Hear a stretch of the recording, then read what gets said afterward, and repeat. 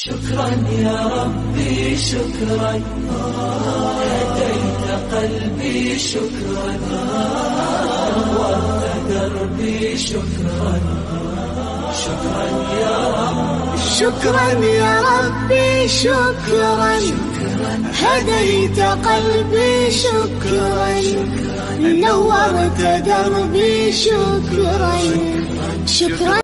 السلام عليكم ورحمة الله وبركاته. أعوذ بالله من الشيطان الرجيم. بسم الله الرحمن الرحيم. الحمد لله رب العالمين.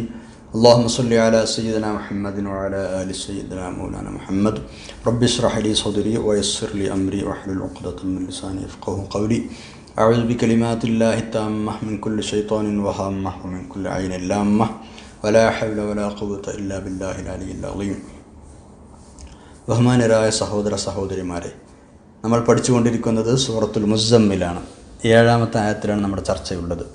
അഊദു ബില്ലാഹി മിനശ് ശൈത്വാനിർ റജീം. ബിസ്മില്ലാഹിർ റഹ്മാനിർ റഹീം. ഇന്ന ലക ഫിന്നഹാരി സബ്ഹൻ തവീലാ. സദഖല്ലാഹുൽ അലിയ്യുൽ അലീം. പകലിൽ താങ്കൾക്ക് ദീർഘമായ ജോലി സമയമുണ്ട്. രാത്രി അങ്ങ് ഇബാദത്തിന് വേണ്ടി മാറ്റിവെക്കുകയും പകലിൽ അങ്ങയുടെ മറ്റുള്ള ആവശ്യങ്ങൾ ഉപയോഗിക്കുകയും ആ സമയം ഉപയോഗപ്പെടുത്തുകയും ചെയ്യുക.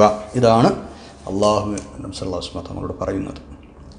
നമ്മൾ ആ വിഷയത്തിൻ്റെ സുബ്ഹാൻ തവീല എന്ന വാക്കിൽ ദീർഘമായ സമയം എന്നത് അല്ലാഹു തആല നമ്മളെ സമയത്തെക്കുറിച്ച് പഠിപ്പിച്ചതാണെന്നും സമയത്തിൻ്റെ വില മനസ്സിലാക്കണമെന്നും ഉള്ള സമയം കൃത്യമായ ടൈം ടേബിളുകൾ തയ്യാറാക്കി ഉപയോഗപ്പെടുത്തണമെന്നൊക്കെ നമ്മൾ അവസാനമായി പറഞ്ഞു വെച്ചത് അല്ലേ. നമ്മളെപ്പോഴും പറയാറുള്ള ഒരു വിഷയമാണ് കുറച്ചുകൂടെ സമയം കിട്ടിയിരുന്നെങ്കിൽ അല്ലേ, അങ്ങനെ പറയാറില്ലേ? എത്രയോ തവണ നമ്മളിത് പറഞ്ഞിട്ടുണ്ടാവും. ഇനി നമ്മൾ മരിക്കാൻ പോണ സമയത്ത് ഇത് പറയും, കുറച്ചുകൂടെ സമയം കിട്ടിയിരുന്നെങ്കിൽ. അതെപ്പോഴും മനുഷ്യൻ പറഞ്ഞുകൊണ്ടിരിക്കും എന്നാണ്. കുറച്ചുകൂടെ സമയം കിട്ടിയിരുന്നെങ്കിൽ എന്നീ പറയുന്ന ഈ മനുഷ്യനും ചിന്തിച്ചാൽ മനസ്സിലാവും എന്ത്. നമ്മളിന്നാൾ പറഞ്ഞ പോലെ എല്ലാ മനുഷ്യന്മാർക്കും ഒരേപോലെയാണ് സമയമുള്ളത്. സകല മനുഷ്യന്മാരും സമയത്തിൻ്റെ കാര്യത്തിൽ സമന്മാരാണ്. വലിയ ആൾക്കാർക്ക് ഇപ്പം എന്താണ് പറയുക, ശക്തരായ ആളുകൾക്ക് അശക്തരായ ആളുകൾക്ക് ഒക്കെ 24 മണിക്കൂർ. പൈസക്കാരനും ദരിദ്രനും സമയം തുല്യമാണ്. ആർക്കും കൂടുതലുള്ള കുറവില്ല. കുറച്ച് സമയം സമ്പാദിച്ച് വെക്കാമെന്ന് ആരെങ്കിലും വിചാരിച്ചാൽ അത് നടക്കൂല. സമ്പാദിച്ച് ഇങ്ങനെ കയ്യിൽ വെക്കാൻ പറ്റുമോ? ഇല്ല, അത് പോവും. പക്ഷെ ആ സമയത്ത് നന്മകൾ ചെയ്താൽ ആ നന്മ നമുക്ക് ഉപയോഗപ്പെടുത്താം. അങ്ങനെയാണ് അത് സമ്പാദിക്കുക. സമയം പിടിച്ചു വെക്കാൻ ആർക്കും കഴിയില്ല. ഇനി കൈ വിട്ടുപോയാലോ, പോയത് തന്നെ തിരിച്ചു കിട്ടൂല. കുറച്ച് പിടിച്ചു വെക്കാമെന്ന് വിചാരിച്ചാൽ അതിനും നടക്കൂല. പിന്നെ എന്താണ് പറയുക, പോയത് കുറച്ച് തിരിച്ചു പിടിക്കാമെന്ന് വിചാരിച്ചാൽ അതിനും നടക്കൂല. അപ്പോൾ പിന്നെ എന്ത് ചെയ്യണം? ഉള്ള സമയം നല്ല കാര്യങ്ങളിൽ നല്ലതിന് വേണ്ടി മെച്ചപ്പെട്ട രീതിയിൽ ഉപയോഗപ്പെടുത്തുക. അതാണ് ബുദ്ധി. അതിങ്ങോട്ട് പല ആൾക്കാർക്ക് ഉൾക്കൊള്ളാനാണ് കഴിയുന്നില്ല. വീണ്ടും ഇങ്ങനെ വെറുതെ ഇരിക്കുകയാണ്, വെറുതെ വർത്തമാനം പറഞ്ഞിരിക്കണം, വെറുതെ തൊള്ളപടായി പറഞ്ഞിരിക്കുകയാണ്.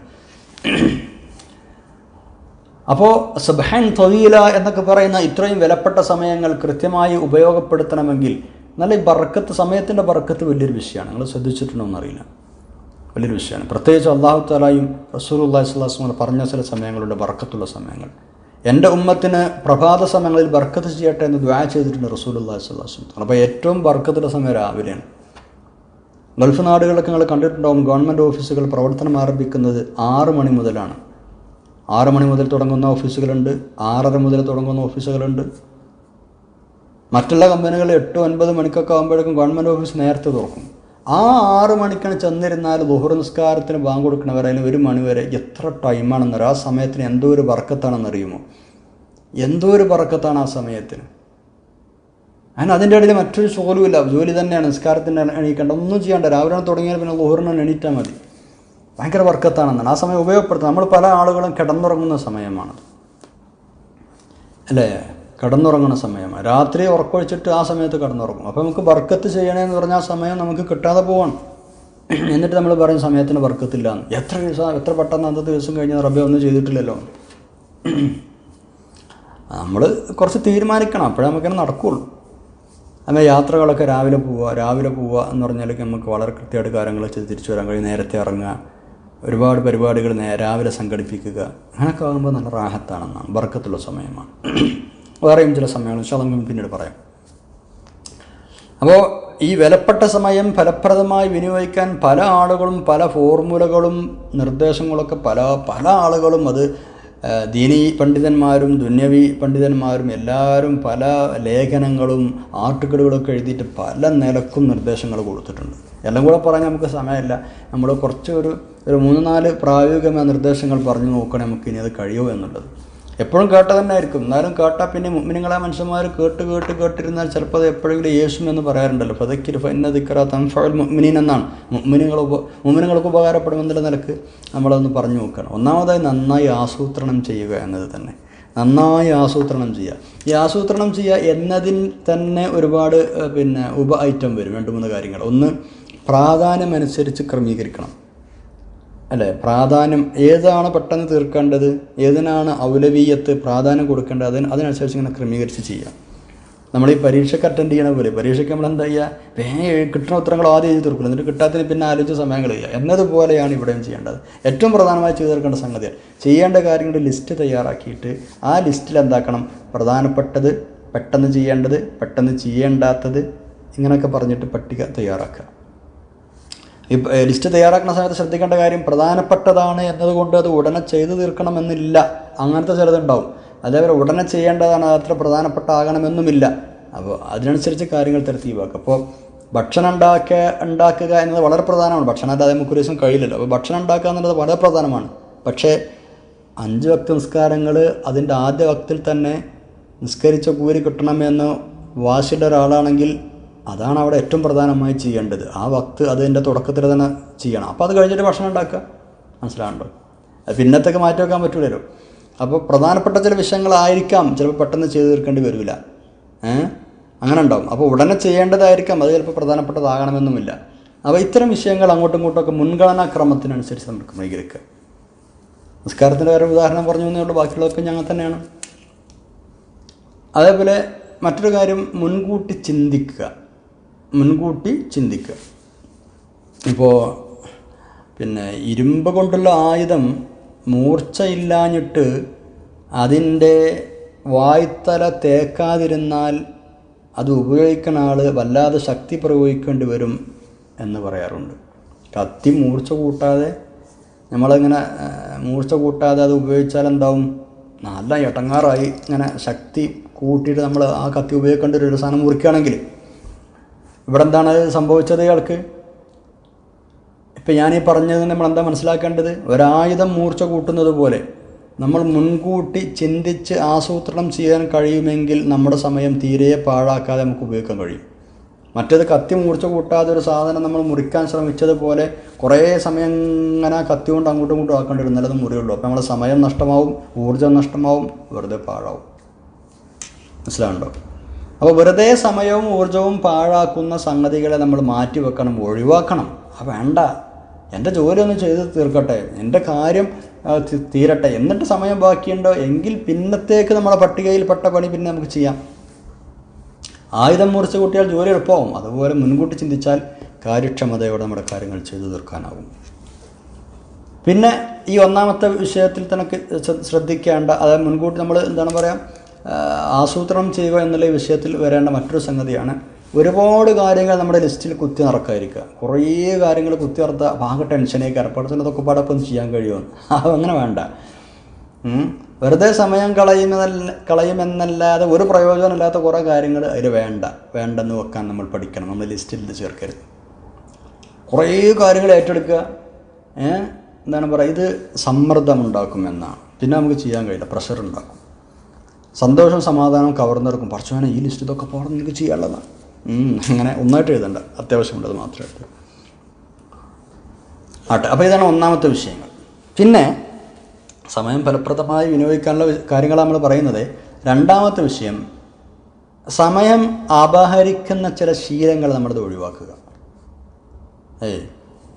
സമയം അപഹരിക്കുന്ന ശീലങ്ങൾ, ഇപ്പോൾ കാര്യങ്ങൾ നീട്ടിവെക്കണ ഒരു ശീലം, ഇത് നമുക്കുണ്ടോ? ഒഴിവാക്കിയേ പറ്റൂ. അത് പിന്നെ ചെയ്യും. തീരുമാനങ്ങൾ വൈകിപ്പിക്കുന്ന ശീലം നമുക്ക് ഒഴിവാക്കുക. എടുക്കേണ്ട തീരുമാനങ്ങൾ യഥാസമയത്ത് എടുക്കണം, ചെയ്യേണ്ടത് യഥാസമയത്ത് ചെയ്തു തീർക്കണം.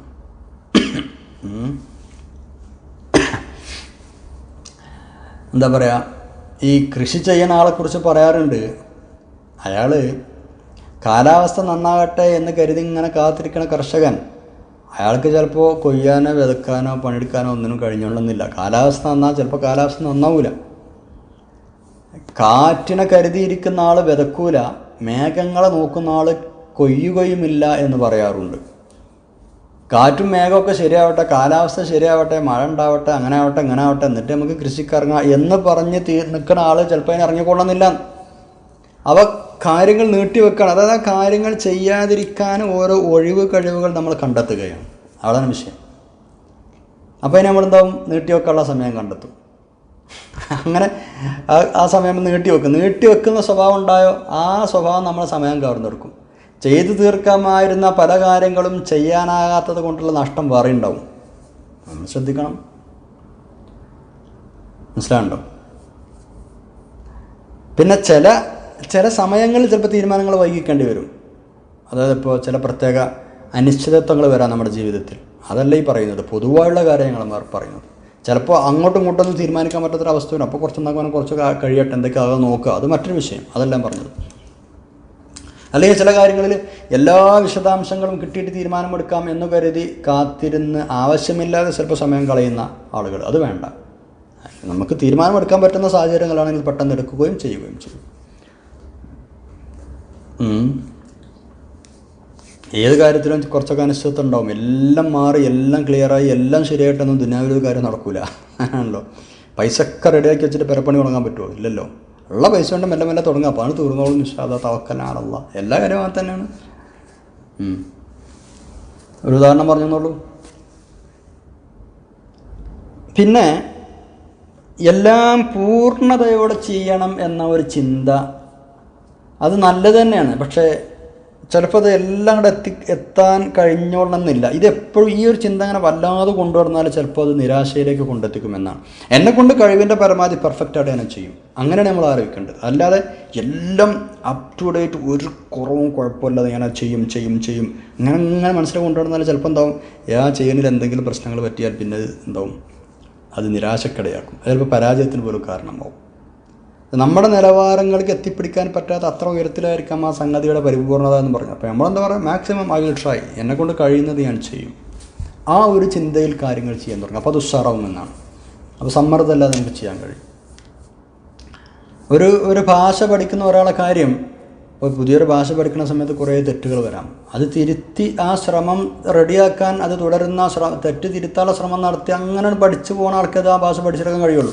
അതേസമയം ആദ്യം തന്നെ എന്താണ് പറയുക, ഈ നേരത്തെ പറഞ്ഞതുപോലെ എല്ലാം പെർഫെക്റ്റ് ആയിരിക്കണം എന്ന് പറയുന്ന ഒരാൾക്ക് ഭാഷ ഇങ്ങനെ പഠിക്കുന്നതിൽ തെറ്റുകൾ വന്നാൽ, ഇത് ശരിയാണില്ല, അത് അവിടെ തെറ്റാണ് ഇവിടെ തെറ്റാണെന്ന് പറഞ്ഞിട്ട് അയാളെന്താവും, അതിന് ഒഴിഞ്ഞു മാറുകയാണ് ചെയ്യുക. മനസ്സിലാണ്ടോ?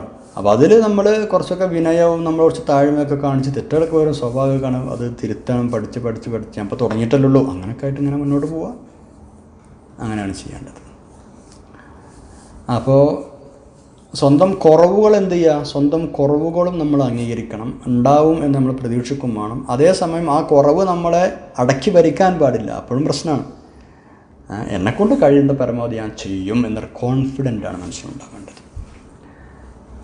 ടൈം വളരെ പ്രഷ്യസ് ആണെന്നാണ് നമ്മൾ പറഞ്ഞു വരുന്നത്. നമ്മൾ സാധനങ്ങൾ വാങ്ങുന്നത് സത്യത്തിൽ പണം കൊടുത്തല്ല, സമയം കൊടുത്താണെന്നാണ്.